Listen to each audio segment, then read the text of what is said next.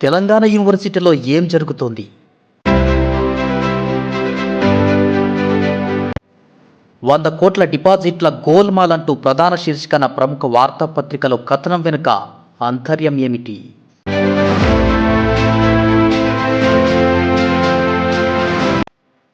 ఏకంగా రిజిస్ట్రార్ పైనే ప్రత్యేక కథనాలు. ఆ 100 కోట్ల గోల్‌మాల్ నిజమేనా?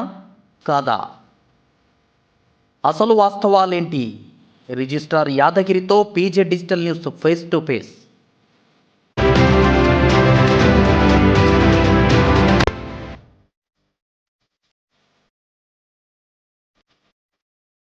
ఒక్క పైస కూడా విత్‌డ్రా చేయలేదు. అలాంటిది గనుక ఈ వ్యక్తులు రాయించిన వాళ్ళు కానీ, రాసిన పత్రికా వ్యక్తులు కానీ నిరూపించినట్లయితే విశ్వవిద్యాలయంలో విద్యార్థులు, పరిపాలనకు సంబంధించిన అధికారులు, ప్రభుత్వం విధించేటువంటి ఎలాంటి శిక్షకైనా నేను పూర్తి బాధ్యత వహిస్తాను. రైట్. నమస్తే. Welcome to PJ digital news. ఇటీవల కాలంలో తెలంగాణ విశ్వవిద్యాలయంలో 100 కోట్ల ఫిక్స్డ్ డిపాజిట్లు కుంభకోణం అని చెప్పేసి ప్రధాన వార్తాపత్రికలో ప్రధాన శీర్షికన ప్రచురితం కావడం స్థానికంగా చర్చనీయాంశంగా మారింది. అసలు ఈ విషయంలో వాస్తవాలేంటి, నిజాలేంటి, నిజంగా ఆ 100 కోట్ల కుంభకోణం జరిగిందా? ఒకవేళ జరగకపోతే మరి అసలు వాస్తవాలు ఏంటి అనే విషయాలు కూడా తెలుసుకునే ప్రయత్నం చేద్దాం. మనతో పాటు తెలంగాణ విశ్వవిద్యాలయ రిజిస్టర్ యాదగిరి గారు ఉన్నారు. మాట్లాడే ప్రయత్నం చేద్దాం. సో సార్, నమస్తే సార్. ఇటీవల కాలంలో ప్రముఖ పత్రికల్లో ప్రధాన శీర్షికన ఈ 100 కోట్ల ఫిక్స్డ్ డిపాజిట్ల కుంభకోణం అని చెప్పేసి కూడా వార్త ప్రచురితం కావడం జరిగింది. అసలు మీ స్పందన ఏంటి సార్ ఈ విషయం?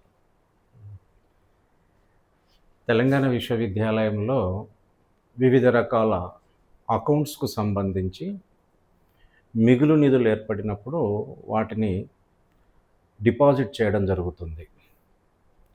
ఒకసారి డిపాజిట్ సమయంలో ఉన్న వడ్డీ రేటుతో మనం డిపాజిట్ చేస్తే ఆ డిపాజిట్లు మళ్ళీ మనం విడిపించనట్లయితే అదే వడ్డీ రేటుతో ఆటో రెన్యువల్ అవుతూ ఉంటాయి.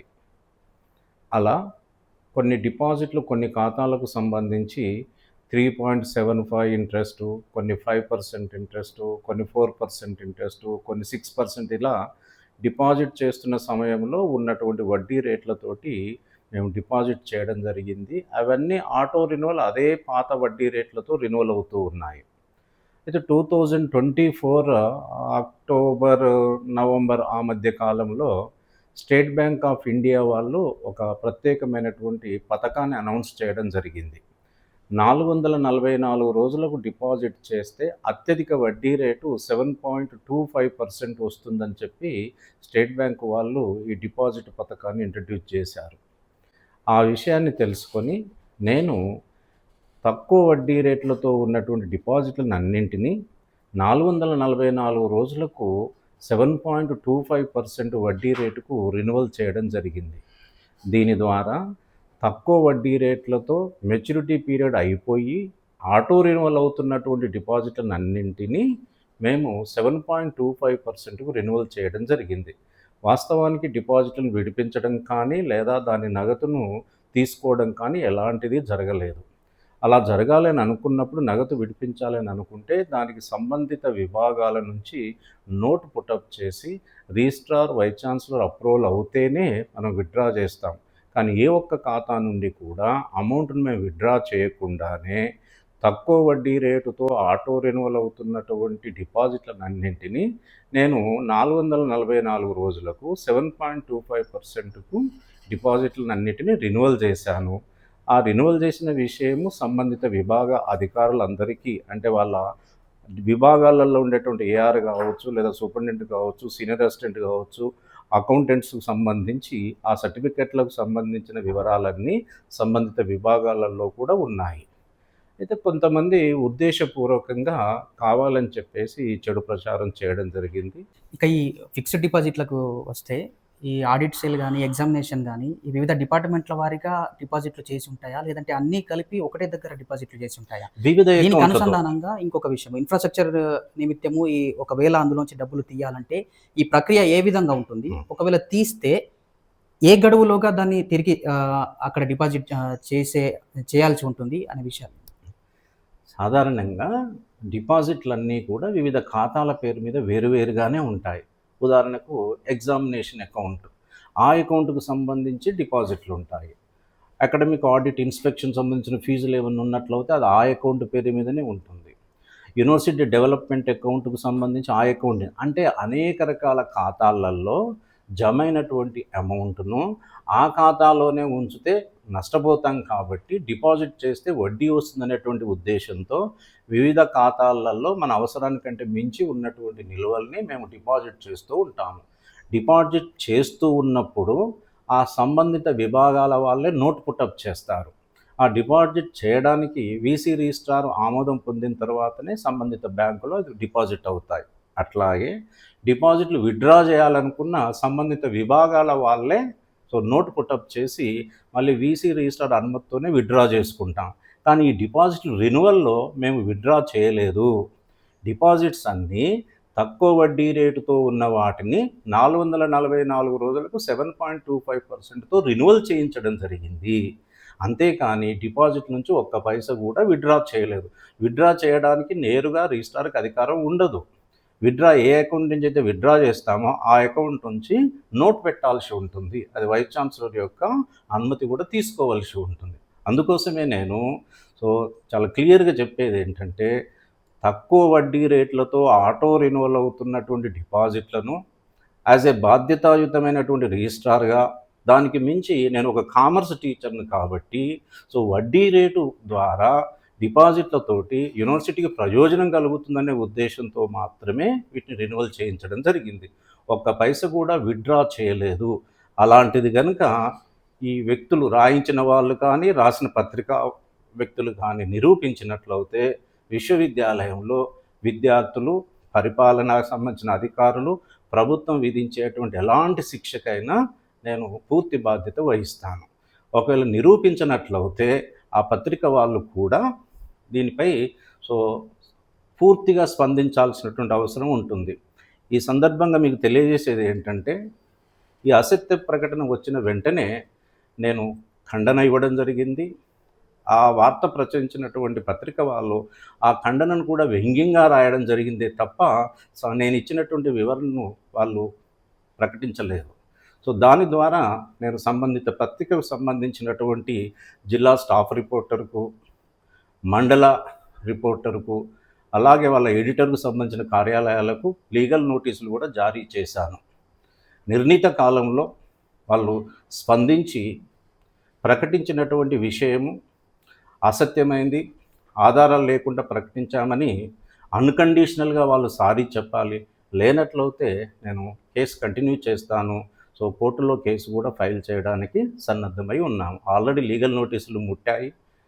లీగల్ నోటీసు ముట్టిన తేదీ నుంచి నిర్ణీత కాలం అయిపోయిన తర్వాత సంబంధిత పత్రికా యాజమాన్యం నుంచి కానీ, లేదా వార్త ప్రచురించినటువంటి రిపోర్టర్ లేదా స్టాఫ్ రిపోర్టర్స్ కానీ స్పందన లేనట్లయితే తప్పనిసరిగా నేను కోర్టుకు వెళ్తానని ఈ సందర్భంగా మీకు తెలియజేస్తాను. సరే, ఈ వార్తా విషయంలో సరైన విధంగా స్పందన యూనివర్సిటీ అధికారుల నుంచి రాలేదన్న విధంగా కూడా ఉంది. అంటే కేవలం పత్రిక ప్రకటన మాత్రం ఇచ్చారు, మీడియా ముందు ఎక్స్పోజ్ అయ్యి వివరణ ఇవ్వలేదని చెప్పేసి కూడా ఉంది. దానికి అదేనండి, ఇప్పుడు దీనికోసం మళ్ళీ ప్రెస్ నోట్ పెట్టేసి ఇదంతా పబ్లిసిటీ చేయడం అనేది సరైనది కాదనేటువంటి ఉద్దేశంతో వైస్ ఛాన్సలర్ మరి రిజిస్ట్రార్ పేరు మీద మేము పత్రికా ప్రకటన విడుదల చేయడం జరిగింది. ఒక వైస్ ఛాన్సలరు, రిజిస్ట్రారే కాకుండా ప్రభుత్వానికి కూడా మేము తెలియజేస్తాం. ఇప్పుడే చెప్పాను మీకు నేను, ఈ డిపాజిట్ల వివరాలన్నీ కూడా సెక్రటరీ హైయర్ ఎడ్యుకేషన్కు సంబంధించి కమిషనర్ కాలేజ్ ఆఫ్ ఎడ్యుకేషన్ కూడా నేను లిఖితపూర్వకంగా సమర్పించడం జరిగింది. సార్, మీరున్న హయాంలో ఈ డిపాజిట్లలో నుంచి ఇన్ఫ్రాస్ట్రక్చర్ నిమిత్తమైన వివిధ కారణాల నిమిత్తము యూనివర్సిటీ అభివృద్ధి విషయంలో ఎప్పుడైనా విత్డ్రా చేసిన ఘటనలు? వివిధ చెల్లింపులకు సంబంధించి చెల్లింపు చేయడానికి మేము ఈసీలో అనుమతి తీసుకుంటాము. ఆ చెల్లింపులు అంతర్గత వనరుల నుండి చెల్లింపు చేయాలని ఈసీలో కనుక తీర్మానం తీసుకున్నట్లయితే వైస్ ఛాన్సలర్ సూచన మేరకు మేము డిపాజిట్లను విత్డ్రా చేయాల్సినటువంటి అవసరం కూడా ఉంటుంది. ఉదాహరణకు గత 4 సంవత్సరాల నుంచి విద్యార్థులకు సంబంధించిన ఫీ రియంబర్స్మెంట్, మెస్ ఛార్జెస్ రాకపోవడం ద్వారా హాస్టల్ నడపడానికి కొన్ని సందర్భాలలో మేము డిపాజిట్లను కూడా విత్డ్రా చేసి హాస్టల్ అకౌంట్కు ట్రాన్స్ఫర్ చేయడం జరిగింది. ఇదంతా కూడా ఏ ఖాతా నుంచి అయితే విత్డ్రా చేస్తామో ఆ ఖాతాకు సంబంధించిన అధికారుల చేత మాత్రమే నోటు పుటప్ చేసి అది వైస్ ఛాన్సలర్ అంగీకారం తీసుకున్న తర్వాత మాత్రమే మేము విత్డ్రా చేయడానికి అవకాశం ఉంటుంది. కానీ ఏకపక్షంగా రిజిస్ట్రారే విత్డ్రా చేయడానికి ఎలాంటి అవకాశం ఉండదు. అందుకోసమే నేను చాలా ఖచ్చితంగా చెప్తూ ఉన్నా, ఈ డిపాజిట్లకు సంబంధించి ఏ ఒక్క రూపాయి తేడా వచ్చినా నేనే పూర్తి బాధ్యత వహిస్తాను అని చెప్తున్నాను. సరే, ఇప్పుడు ఈ డిపాజిట్ల నుంచి విత్డ్రా చేసిన డబ్బును తిరిగి చెల్లించేటప్పుడు దాంతోపాటు వడ్డీని కూడా యాడ్ చేస్తారా, లేదంటే ఓన్లీ? ఎస్, రెన్యువల్ చేస్తూ ఉన్నప్పుడు అప్పటి వరకు అసలుతో పాటు వచ్చినటువంటి వడ్డీని కూడా కలిపి మళ్ళీ రెన్యువల్ చేస్తాం. వడ్డీ తీసుకోవడం అనేది ఉండదు. డిపాజిట్ అదే చెప్తున్నాను, డిపాజిట్ ఒక్కసారి చేస్తే అది అదే వడ్డీ రేటుతో ఆటో రెన్యువల్ అవుతూ ఉంటుంది. తక్కువ వడ్డీ రేటుతో డిపాజిట్ చేసింది తక్కువ వడ్డీ రేటుతోనే ఆటో రెన్యువల్ అవుతుంది. కానీ వడ్డీ రేటు పెరిగినప్పుడు మళ్ళీ అది పెరిగిన రేటు వర్తించదు. అంటే ఇప్పుడు మీరు విత్డ్రా చేసిన అమౌంట్ ఏదైతే ఉంటుందో వివిధ కారణాల నిమిత్తము ఈ ఫీజు రియంబర్స్మెంట్ అని చెప్పేసి అన్నారు. ఇప్పుడు ఆ అమౌంట్ని మళ్ళీ అకౌంట్కి చేర్చేటప్పుడు ఇంట్రెస్ట్ని కూడా చేరుస్తారు? మళ్ళీ అకౌంట్కి చేర్చడం ఉండదు. అవసరం ఉంది కాబట్టి విత్డ్రా చేసేసుకొని హాస్టల్కు సంబంధించి మెయింటెనెన్స్ జరుపుతూ ఉన్నాం. మళ్ళీ మన దగ్గర జమ అయినప్పుడు మళ్ళీ డిపాజిట్ చేస్తాము. ఒకసారి ఒక డిపాజిట్ సంబంధించిన అమౌంట్ను విత్డ్రా చేసుకొని మన అవసరాల కోసం వాడుకున్నప్పుడు మళ్ళీ దాన్ని అంతే డిపాజిట్ చేయాలని ఉంది. ఇప్పుడు ఫర్ ఎగ్జాంపుల్ పిల్లర్ రియంబర్స్మెంట్కి సంబంధించి హాస్టల్ నడపడానికి విత్డ్రా చేసాము.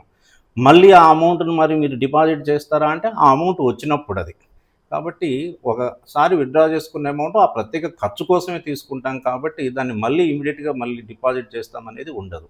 ఏదైనప్పటికీ కూడా డిపాజిట్ చేయాలన్నా విత్డ్రా చేసుకోవాలన్నా సంబంధిత విభాగాల నుంచి నోట్ పుటప్ చేసి ఆ విభాగ అధికారి సంతకము, వైస్ ఛాన్సలర్, రిజిస్ట్రార్ అందరూ అప్రూవల్ అవుతేనే మేము డిపాజిట్ చేయడం కానీ చేసిన డిపాజిట్ని విత్డ్రా చేయడం కానీ జరుగుతూ ఉంటుంది. ఏది కూడా ఏకపక్షంగా ఏ ఒక్క వ్యక్తి నిర్ణయం తీసుకోవడానికి అవకాశం ఉండదు.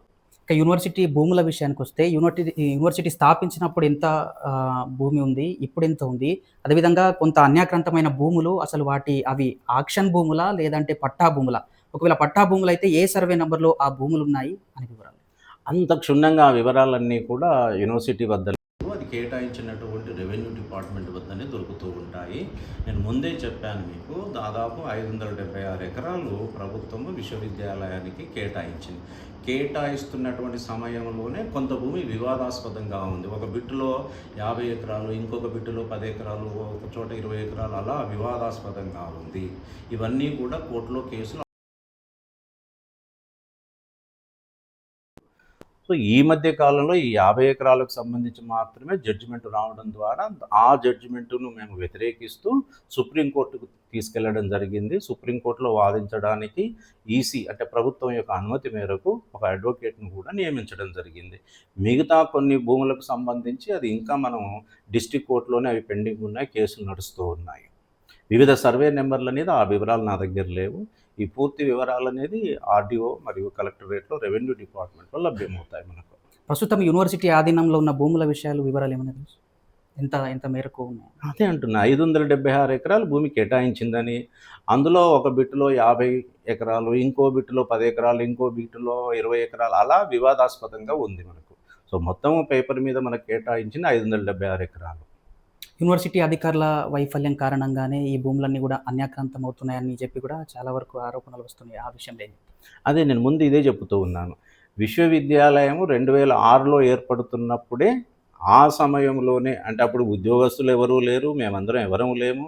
అప్పుడే భూమి 576 రెవెన్యూ డిపార్ట్మెంట్ వాళ్ళు పంచానామా చేసి యూనివర్సిటీకి కేటాయిస్తున్నప్పుడే అది కొంత భూమి వివాదాస్పదంగా ఉన్నటువంటి భూమి.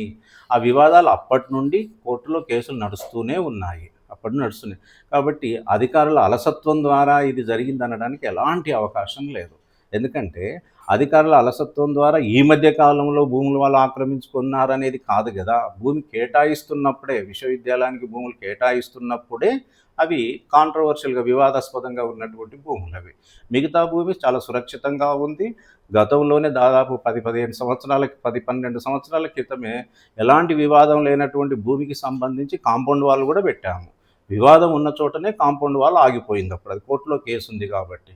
సో దీనికి ఉద్యోగస్తులకు లేదా వైస్ ఛాన్సలరు లేదా రిజిస్ట్రార్ యొక్క అలసత్వం అంటూ ఏమీ ఉండదు. ఎందుకు ఉండదు అనేది మళ్ళీ స్పష్టంగా చెప్తూ ఉన్నా, అది రెవెన్యూ డిపార్ట్మెంట్ వాళ్ళు కేటాయించినటువంటి భూమి విశ్వవిద్యాలయానికి అప్పజెప్పే నాటికి వివాదంగా ఉన్నటువంటి భూమిపై అప్పటికే రెవెన్యూ డిపార్ట్మెంట్ వాళ్ళు కేసు వేశారు, కేసులు నడుస్తూ ఉన్నాయి. విశ్వవిద్యాలయం కేసులు వేయడం కాదు అది. కేటాయించిన నాటికి కేసులలో ఉంది. కాబట్టి ఇది తప్పుడు ఆరోపణ. నేను మళ్ళీ ఒకసారి చెప్పేది ఏంటంటే, ఈ ఆరోపణలన్నింటినీ కూడా ముఖ్యంగా ఆ రిజిస్ట్రార్ కుర్చీ అనే దాని చుట్టూ మాత్రమే తిరుగుతూ ఉన్నాయి. రిజిస్ట్రార్ కుర్చీ కావాలనుకున్నవాడు వైస్ ఛాన్సలర్ యొక్క మెప్పు పొందాలి. వైస్ ఛాన్సలరు అతను నియమించుకుంటే ఈజీగా వెళ్ళిపోతాను. నేను బేసిక్గా టీచర్ను. సో టీచింగ్ నా ప్రధాన వృత్తి. ఈ రిజిస్ట్రార్ అనేది తదుపరి జరిగేటువంటి నిర్వర్తించేటువంటి విధి. సో వైస్ ఛాన్సలర్ అనేవాళ్ళు ఒక రిజిస్ట్రార్ను 1 సంవత్సరం కాలానికి మాత్రమే నియమించుకుంటారు.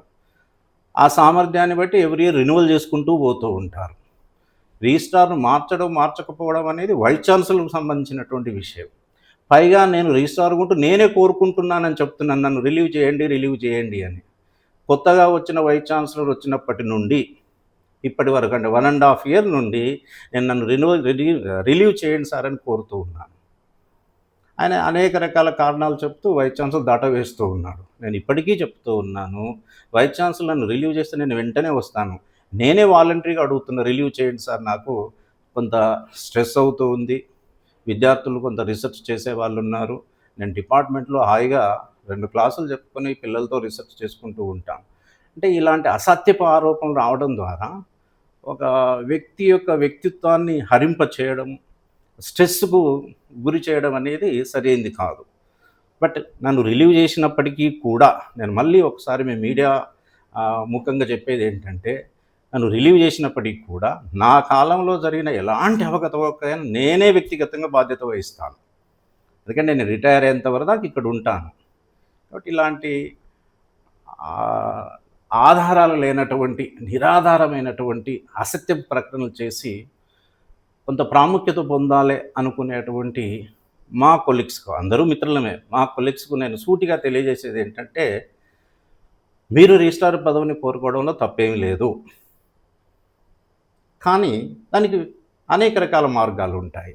నీవు రిజిస్ట్రార్ కావడానికి రిజిస్ట్రార్ ఉన్న వ్యక్తి మీద ఇలాంటి అసత్యపు ఆరోపణలు చేయడం, ఈ బురద జల్లేటువంటి వ్యవహారం ద్వారా మీరే చులకనవుతున్నారు. ఎవరైతే ఈ ప్రయత్నం చేస్తున్నారో, ఈ ప్రయత్నం చేసింది పలానా వ్యక్తి అనే విషయము టీచర్లు, విద్యార్థులు కోడై కూస్తూ ఉన్నారు. కాబట్టి అలాంటప్పుడు మీరే పలచనైపోతూ ఉంటారు. అలా కాకుండా విశ్వవిద్యాలయంలో మీ కాంట్రిబ్యూషన్ కూడా ఉండాలి. మేము ఇంకో 3-4 సంవత్సరాలు అయితే రిటైర్ అయిపోతాము. మీరంతా విశ్వవిద్యాలయాన్ని వివిధ పరిపాలన పదవులతో దీర్ఘకాలికంగా నిరంతరంగా కొనసాగించాల్సినటువంటి అవసరం ఉంటుందనేది నా విశ్వవిద్యాలయంలో పనిచేసే అదొక్కటే కాకుండా ప్రముఖ దినపత్రిక అని మీరు ఏదైతే అంటున్నారో, ఆ పత్రికలో వివిధ అంశాలు, అంటే దీంతో పాటు భూమికి సంబంధించి మరియు 2014 రిక్రూట్మెంట్కు సంబంధించి కూడా వాళ్ళు చెడుగా రాయడం జరిగింది. భూమికి సంబంధించి కూడా ఈ సందర్భంగా మీకు వివరాలు తెలియచేయాలి. తెలంగాణ విశ్వవిద్యాలయానికి కలెక్టరేట్ నుంచి రెవెన్యూ డిపార్ట్మెంట్ వాళ్ళు భూమిని అలొకేట్ చేస్తున్న సమయంలోనే ఒక 50 ఎకరాలకు సంబంధించిన ఒక ప్రత్యేకమైనటువంటి బిట్టు అది అప్పటికే వివాదాస్పదంగా ఉంది. దాని మీద కలెక్టర్, రెవెన్యూ డిపార్ట్మెంట్ వాళ్ళ కేసులు కూడా, అంటే కోర్టులో కూడా కేసులు వేయడం జరిగింది. అప్పటి నుండి అంటే 2006 సంవత్సరంలో భూసేకరణ జరిగినప్పటి నుండి ఇప్పటిదాకా ఈ కేసులన్నీ కూడా నిజామాబాద్ కోర్టులో చర్చలు జరిగి నిజామాబాద్ కోర్టులో ఆ వివాదాస్పదమైనటువంటి 50 ఎకరాల భూమి యూనివర్సిటీకే సంబంధించిందని చెప్పి డిస్ట్రిక్ట్ కోర్టు తీర్పు ఇవ్వడం జరిగింది. ఈ తీర్పును ఛాలెంజ్ చేస్తూ గతంలో ఆ సంబంధిత వ్యక్తులు హైకోర్టుకు వెళ్ళడం జరిగింది. హైకోర్టులో ఈ 2025లో 24-25 మధ్యలో భూమి వారికి సంబంధించినట్టుగా వాళ్ళకు ఫేవర్గా జడ్జిమెంట్ రావడం జరిగింది. జడ్జిమెంట్ వచ్చిన వెంటనే నేను ఈ విషయాన్ని అప్పటి కలెక్టర్ రాజీవ్ గాంధీ హనుమంతు గారి దృష్టికి తీసుకెళ్లడం జరిగింది. ఆయనకు నేను 2-3 సార్లు లెటర్లు రాశాను. ఆయన మమ్మల్ని మరియు ఆర్డీఓ, తహసీల్దార్ వీళ్ళందరినీ పిలిచి రివ్యూ మీటింగ్స్ కూడా చేయడం జరిగింది. విశ్వవిద్యాలయ భూమిని వదులుకోకూడదు, ఈ కేసు మొదటి నుంచి రెవెన్యూ డిపార్ట్మెంట్ వాళ్ళు డీల్ చేస్తున్నారు కాబట్టి ఇమీడియట్గా రెవెన్యూ డిపార్ట్మెంట్ వాళ్ళు సుప్రీంకోర్టుకు మీరు తీసుకెళ్ళండి, సుప్రీంకోర్టులో కేసు ఫైనల్ చేయమని చెప్పి తెలియచేయడం జరిగింది. రెవెన్యూ డిపార్ట్మెంట్లు సుప్రీంకోర్టుకి వెళ్ళడం ఆలస్యం చేయడంతో అక్కడ సుప్రీంకోర్టులో ఇది ఆలస్యం అయిపోయింది అని చెప్పి కేసును స్వీకరించలేదు. అప్పుడు ఆ విషయాన్ని మళ్ళీ నేను కలెక్టర్ దృష్టికి తీసుకెళ్ళి, సో రెవెన్యూ డిపార్ట్మెంట్ ఇలా నెగ్లెక్ట్ చేయడం ద్వారా ఆ కేసు సుప్రీంకోర్టులో నమోదు కాలేదని చెప్పి ఈ విషయాన్ని మా వీసీ గారు మేము ఎగ్జిక్యూటివ్ కౌన్సిల్ మీటింగ్లో చెప్పి ఈసీ మెంబర్స్ అనుమతితోటి సుప్రీంకోర్టుకు యూనివర్సిటీ వెళ్దాము, ఇక రెవెన్యూ డిపార్ట్మెంట్తో అది కావట్లేదు, అక్కడ డిలే అవుతుందనేటువంటి విషయాన్ని మేము తెలియజేయడం జరిగింది. అప్పుడు ఈసీ మెంబర్ల అంగీకారంతో సుప్రీంకోర్టుకు వాదించడానికి ఒక అడ్వకేట్ను నియమించాలని చెప్పి తీర్మానం తీసుకొని, ఆ తీర్మానం మేరకు సుప్రీంకోర్టుకు ఒక అడ్వకేట్ను కూడా మాట్లాడడం జరిగింది. కేసు ఫైల్ చేయడానికి సంబంధించినటువంటి డాక్యుమెంట్స్ అన్నీ కూడా అతనికి అందజేయడం జరిగింది. అయితే ఇది యూనివర్సిటీ కేటాయించినప్పటి నుండి ఇప్పటిదాకా జరుగుతున్నటువంటి విషయం. ఈ మధ్య కాలంలో అనేక మంది వీసీలు మారారు, అనేక మంది రిజిస్ట్రార్లు మారారు. కానీ యూనివర్సిటీకి సంబంధించినటువంటి భూమిని కాపాడుకోవాలనేటువంటి బాధ్యతతోటి నేను పలుమార్లు కలెక్టరేట్ చుట్టూ తిరగడము, ఆర్డీఓకి వీళ్ళందరికీ లెటర్లు రాసి ఈ విషయాన్ని భూమిని కాపాడుకోవడానికి సుప్రీంకోర్టుకు తీసుకెళ్లడం జరిగింది. అందులో ఎలాంటి అలసత్వం అనేది లేదు. ఇక మూడో విషయానికి వచ్చినట్లయితే 2014 సంవత్సరంలో రిక్రూట్ అయినటువంటి టీచర్లకు సంబంధించి దీని మీద కూడా చాలాసార్లు అసత్యపు వార్తలు రాస్తూ ఉండేది. 2004 సంబంధించి దాదాపు 60 మంది అధ్యాపకులు నియామకం జరిగారు. అందులో కొంతమంది చనిపోవడము, కొందరు రిటైర్ కావడము, కొంతమంది సెంట్రల్ యూనివర్సిటీకి వెళ్ళిపోగా చివరిగా 40 మంది మిగిలారు. వాటికి సంబంధించినటువంటి విషయాలన్నీ కూడా ఎప్పటికప్పుడు ప్రభుత్వం దృష్టికి వైస్ ఛాన్సలర్ మరియు రిజిస్ట్రార్ తీసుకెళ్తూనే ఉన్నాము. ఆ మధ్య కాలంలో కొంతకాలం బుర్రా వెంకటేశం గారు ఇన్ఛార్జ్ వైస్ ఛాన్సలర్గా ఉన్నప్పుడు ఈ 2014 రిక్రూట్మెంట్కు సంబంధించినటువంటి అధ్యాపకులు వాళ్ళ ప్రమోషన్కు సంబంధించి సారుకు ఒక రిప్రజెంటేషన్ ఇవ్వగా, సారు ఆ రిప్రజెంటేషన్ రిజిస్ట్రార్కి ఎండార్స్ చేస్తూ, సో లీగల్ అడ్వైజ్ తీసుకోండి, సో అడ్వకేట్ జనరల్కు లెటర్ రాసి వాళ్ళ ఒపీనియన్ తీసుకోమని చెప్పడం జరిగింది. అడ్వకేట్ జనరల్కు లెటర్ రాశాము. ఆ ఒపీనియన్ వచ్చే నాటికి ఈ కొత్తగా నియామకమైనటువంటి వైస్ ఛాన్సలర్ కూడా రావడం జరిగింది. ఇప్పుడు ప్రస్తుతం ఉన్నటువంటి వైస్ ఛాన్సలర్ వచ్చిన తర్వాత అడ్వకేట్ జనరల్ నుంచి లెటర్ వచ్చేసింది. ఆ లెటర్ మేరకు ప్రమోషన్లు ఇవ్వాలని సో ఈసీలో తీర్మానం చేయడం జరిగింది. ఆ మేరకు మాత్రమే సో అప్లికేషన్స్ అన్నీ కూడా స్క్రూటినీ చేయడం ప్రారంభించాము. ఈ మధ్య కాలంలో మళ్ళీ సో కోర్టు నుంచి సో వాళ్ళ కేసుకు సంబంధించినటువంటి ఆటంకాలు ఏర్పడడంతో మేము ఆ ప్రక్రియను నిలిపివేశాము. అంటే ఈ భూమికి సంబంధించి కానీ లేదా 2014 రిక్రూట్మెంట్కు సంబంధించి కానీ రిజిస్ట్రార్గా నేను వ్యక్తిగతంగా నిర్ణయం తీసుకునేటువంటి అవకాశం ఎట్టి పరిస్థితుల్లో ఉండదు. ఇది పాలక మండలికి సంబంధించి తీర్మానం తీసుకొని వైస్ ఛాన్సలర్ సూచన మేరకు మాత్రమే రిజిస్ట్రార్ పనిచేయాల్సి ఉంటుంది. అయితే ఈ 3 విషయాలకు సంబంధించి విశ్వవిద్యాలయంలో రిజిస్ట్రార్ కుర్చీ అనే దాని చుట్టూ మాత్రమే తిరుగుతూ ఉంది. అంటే నేను గతంలో ఈ విశ్వవిద్యాలయానికి 2 సార్లు రిజిస్ట్రార్గా పనిచేశాను. ఆ తర్వాత 2018లో ప్రభుత్వం నన్ను డిప్యుటేషన్ మీద నల్గొండలోని మహాత్మా గాంధీ విశ్వవిద్యాలయానికి రిజిస్ట్రార్గా పంపడం జరిగింది. 2018 2021 వరకు నేను 3 సంవత్సరాలు నల్గొండలో రిజిస్ట్రార్గా చేసి వచ్చాను. 2021కి వచ్చిన తర్వాత నేను డిపార్ట్మెంట్లో ఒక టీచర్గానే నా విధులు నిర్వర్తిస్తున్నటువంటి సమయంలో ఈ 2023లో మనందరికీ తెలిసిందే, అప్పుడు ఉన్నటువంటి రిజిస్ట్రార్ వైస్ ఛాన్సలర్ మీద ఆరోపణలు రావడంతో ఏసీబీ దాడులు మరియు విజిలెన్స్ దాడులు జరిగి అప్పుడు ప్రభుత్వము వైస్ ఛాన్సలర్ను రిజిస్ట్రార్ ఇద్దరిని తొలగించాలనే నిర్ణయం తీసుకొని ప్రభుత్వం నన్ను ప్రత్యేకంగా పిలిపించి రిజిస్ట్రార్గా బాధ్యతలు చేపట్టమని చెప్పడం ద్వారా నేను జూన్ 16, 2023లో ప్రభుత్వ సూచన మేరకు అప్పుడున్నటువంటి అధికారుల సలహా మేరకు నేను రిజిస్ట్రార్గా బాధ్యత స్వీకరించాను. అప్పటి నుండి ఇప్పటి వరకు నేను నా విధి నిర్వహణను నిస్వార్థంతో నిబద్ధతతో మాత్రమే వ్యవహరిస్తూ ఉన్నాను. ఈ విషయము ఇప్పుడు ప్రస్తుతం ఉన్నటువంటి వైస్ ఛాన్సలర్ దృష్టికి తీసుకెళ్లడం జరిగింది. ఈ వైస్ ఛాన్సలర్ అపాయింట్ అయినప్పుడే నేను తెలియజేయడం జరిగింది, సరే అనుకోకుండా వివిధ సందర్భాలలో ప్రభుత్వం నన్ను రిజిస్ట్రార్గా నియమించినప్పుడు రెగ్యులర్ వీసీ లేకపోవడంతో నేను విశ్వవిద్యాలయాన్ని నడుపుకుంటూ వచ్చాను. ఇప్పుడు మీరు రెగ్యులర్ వీసీ వచ్చారు కాబట్టి మీకు అనువైన వ్యక్తిని రిజిస్ట్రార్గా పెట్టుకోండి, మార్చుకోండి అని చెప్పడం జరిగింది. అప్పటి నుండి ఇప్పటి వరకు నేను అనేక మార్లు వీసీ గారిని కోరుతూ ఉన్నాను, రిజిస్ట్రార్గా మార్చండి సార్, నేను చాలా కాలం నుంచి పనిచేస్తున్నానని. అయితే ఈ విశ్వవిద్యాలయంలో ఉన్నటువంటి కొంతమంది అధ్యాపకులు రిజిస్ట్రార్ పోస్ట్ మీద ఆశలు పెట్టుకొని, వాళ్ళు ఆశలు పెట్టుకోవడం తప్పని నేను అనట్లేదు. అంటే ప్రతి వ్యక్తికి తాను కూడా ఉన్నత స్థాయికి పొజిషన్ రిజిస్ట్రార్ చేయాలని ఉంటుంది. కానీ ఇలా ఉన్న రిజిస్ట్రార్ మీద ఇలాంటి దుర్మార్గపు ప్రచారం చేయడము, అసత్యపు వార్తలు రాయించడము, కొంతమంది మీడియా వ్యక్తులతో కొందరు సత్సంబంధాలను కలిగి ఉండి వాళ్ళను ప్రేరేపిస్తూ ఇలాంటి ప్రేరేత్మకమైనటువంటి వార్తలు రాసి ఒక వ్యక్తిని బదనాం చేయడం అనేది సరైనది కాదు అని ఈ సందర్భంగా తెలియజేస్తున్నాను. ఇప్పుడు యూనివర్సిటీ అంతర్గతంగా ఉన్న అధ్యాపకులు ఈ వార్తను రాయించినట్లుగా అనుమానం వ్యక్తం చేస్తున్నారు. తప్పకుండా ఎందుకంటే ఈ వివరాలన్నీ కూడా విశ్వవిద్యాలయంలో పనిచేస్తున్న వాళ్ళకే తెలుసు. వాళ్ళు ఉద్దేశపూర్వకంగా ఆ రిజిస్ట్రార్ కుర్చీ కోసం మాత్రమే వాళ్ళే పేపర్ వాళ్ళతోటి ఇలాంటి ప్రచారం చేస్తున్నారని నేను బలంగా నమ్ముతూ ఉన్నా. ఈ వార్త వచ్చిన వెంటనే నేను వీసీ గారి దృష్టికి తీసుకెళ్లడం జరిగింది.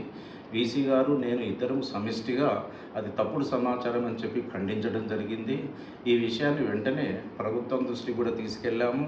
ఆ డిపాజిట్లకు సంబంధించినటువంటి వివరాలన్నీ కూడా ఈ మధ్య కాలంలోనే ప్రభుత్వ అధికారులకు అంటే secretary commissionerate college of education కూడా సమర్పించడం జరిగింది.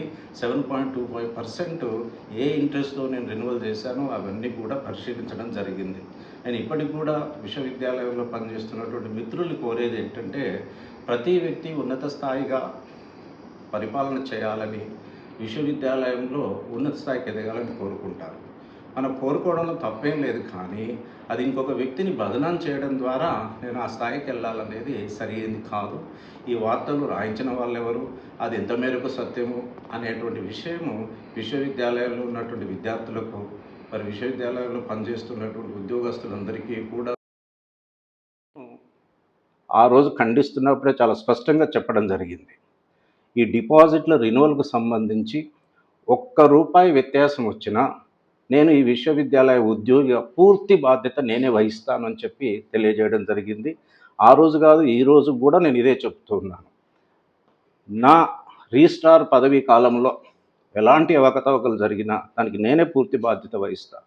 ఎందుకంటే నేను ఈ విశ్వవిద్యాలయంలో 2008లో ప్రొఫెసర్గా వచ్చాను. దాదాపు 18 సంవత్సరాల నుంచి నేను వివిధ స్థాయిలలో పనిచేయడం జరిగింది. ఈ విశ్వవిద్యాలయం నాది అనే భావనతోనే ఉంటాను.